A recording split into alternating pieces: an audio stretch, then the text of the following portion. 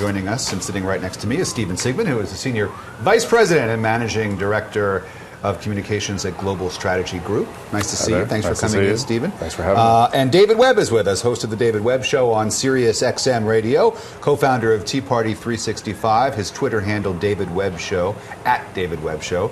Nice to see you, David. Thanks for being here. Always. Stephen, do you have a Twitter handle you want to plug? I do have a Twitter handle, but I don't think there'd be much value in plugging it because I rarely tweet. Okay, we'll leave it at that. Good to see you guys. Thanks for coming in. Thanks. Let me ask you about Williams' report. And let me also just sort of give you here a couple headlines from FoxNews.com.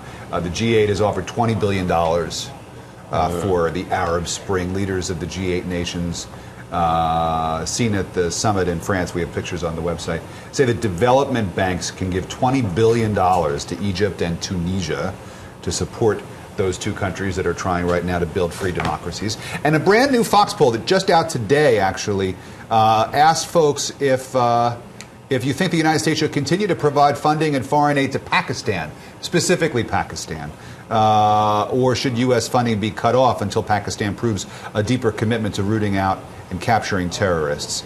16% said yes, we should continue giving foreign aid to Pakistan. 74% of people asked, David, said, cut them off until they show that they mean business. Right, and these, excuse me, these are voters, which is a little different than just polling adults. What I also see is we have not, for decades, tied our foreign aid to humanitarian, and frankly, we have not had much control of the money once it leaves our hands. We have not had accountability.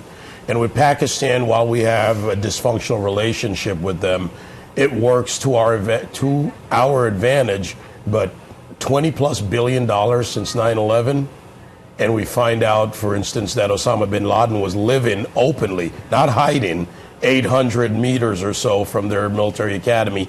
We've got to do something. Their government is dysfunctional, their ISI is corrupt, their intelligence, and their military works only when it's to their advantage or it's to some general's advantage.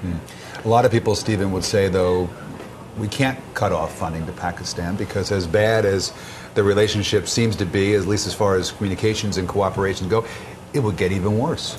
Look, I'm not a foreign aid expert, but I can talk about this in the political context. And Sure. You're right, we can't cut off aid to Pakistan. And frankly, the Obama administration is with the international community trying to take measures that they need to take politically, which is to establish some stability in this region, right? And to try to get ahead of what's happening in the Arab Spring and establish a kind of a Marshall Plan to try to rehabilitate and stabilize this region, which is a very important thing to have happen for the Obama administration and for the president as he starts to enter a re-election cycle. Well, you mentioned something interesting, and for interrupting, but Marshall Plan, that's thrown around pretty easily.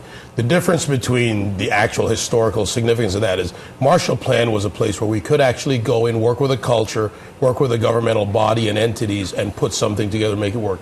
Here we have a tribal culture. Here we have literally the inability to have efficient accounting for the dollars sent over there.